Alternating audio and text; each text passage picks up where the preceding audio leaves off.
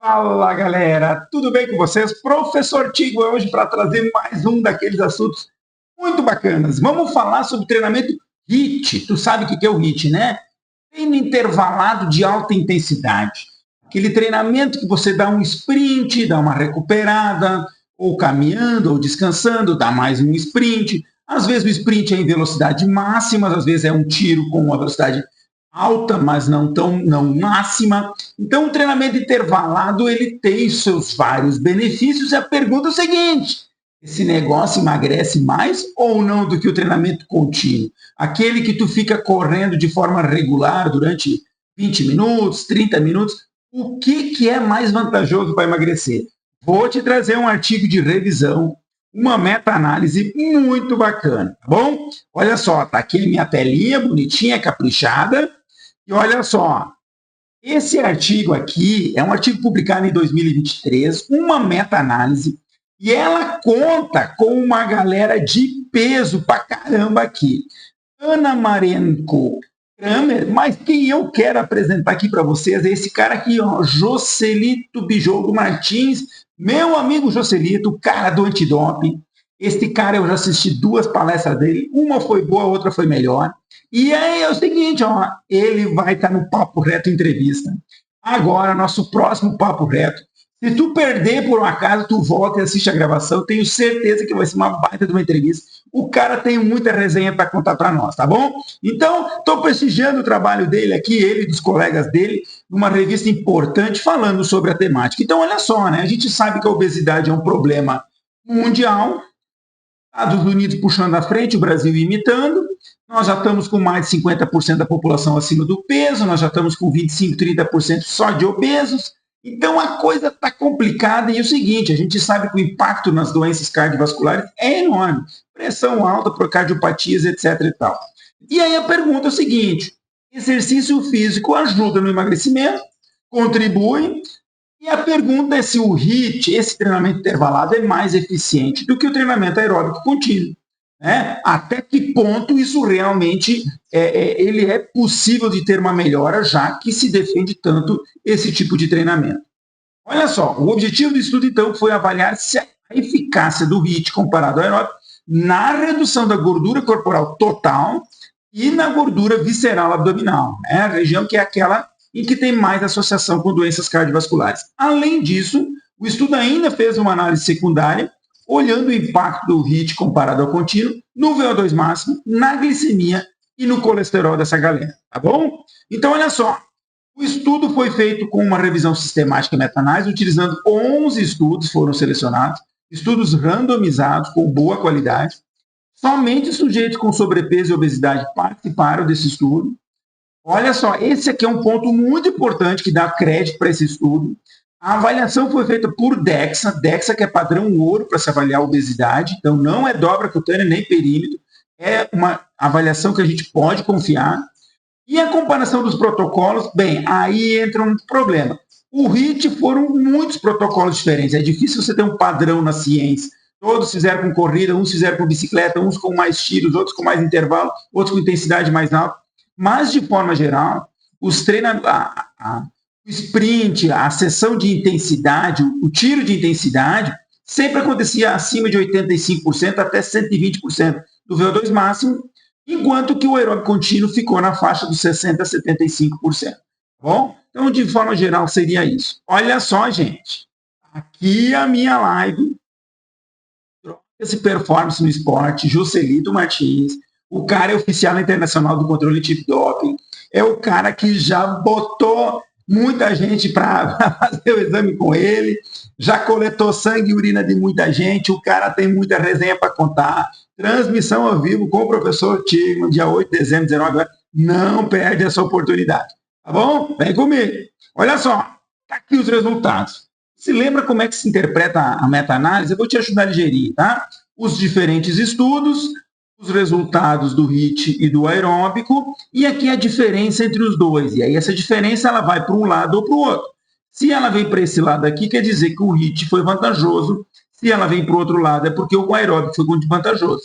Observe que alguns estudos, a grande maioria está do lado do HIIT, e alguns poucos, dois estudos estão do lado do contínuo, um estudo está mais ou menos no meio, e quando a gente olha esse losango aqui, que é o que conta, desculpe, você vai ver que esse losango está tocando a linha do zero, ou seja, não houve diferença significativa em favor de um ou de outro na comparação do percentual de gordura total.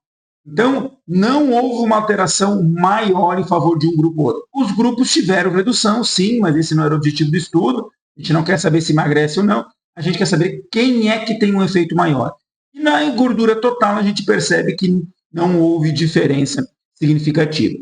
Quando a gente vê isso separado por homens e mulheres, da mesma forma, homens e mulheres tiveram um comportamento semelhante, mostrando que o HIIT funciona e o contínuo funciona da mesma forma.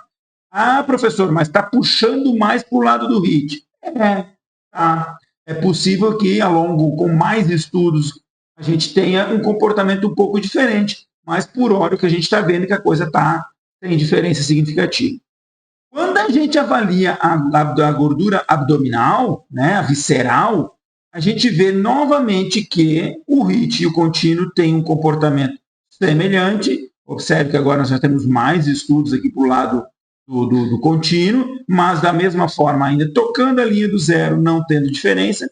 E quando separado por sexos novamente, masculino e feminino, se percebe que não houve diferença na comparação do HIIT com aeróbico contínuo na gordura abdominal, ok? E aí os caras fizeram uma análise diferente que ficou muito legal. Os caras pegaram outras variáveis medidas nesses estudos, né, que era o segundo objetivo do estudo, e verificaram até que ponto, né, através de meta-regressão, se encontrava alguma diferença. E os caras encontraram.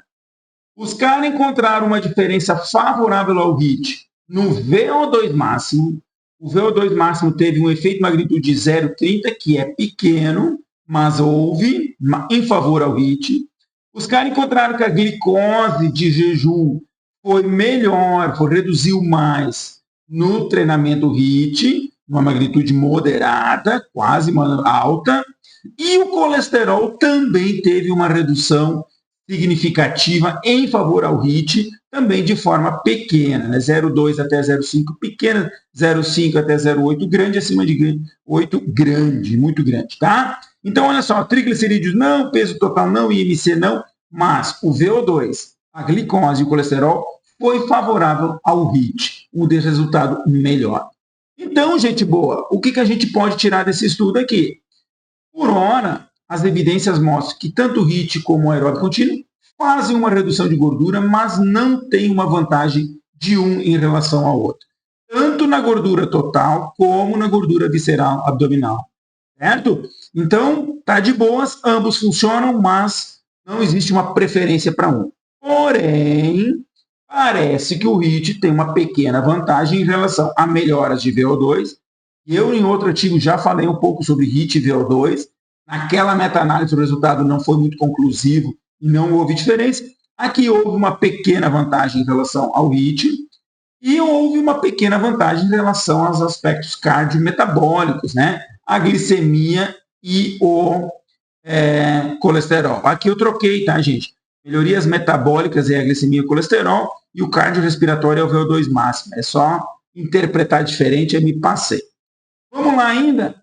O que é importante? Gente, os estudos ainda são limitados, não temos muita coisa, só foram 11 estudos, e aí a gente tem o problema de os estudos serem muito diferentes. Então nós vamos ter que fazer mais estudos para ter uma conclusão. Será que existe algum tipo de estudo que é vantajoso, para mais vantajoso ainda? Porque olha só, eu peguei só um recorte aqui desses três da tabela 1. Se você quiser acessar o artigo, ele está aqui na referência embaixo.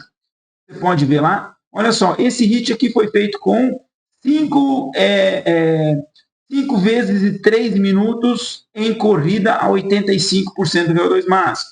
O estudo do GRIP já foi feito com 7 a 10 tiros de 200 metros, usando o protocolo de corrida também. O outro já usou cicloergômetro, em que você correu 4 a 6 tiros de 30 a 60 segundos de trabalho. Então, assim, é muito diferente ainda os estudos, isso gera, muitas vezes, pode gerar interpretações e resultados diferentes, certo? Mas o que é importante a gente pensar?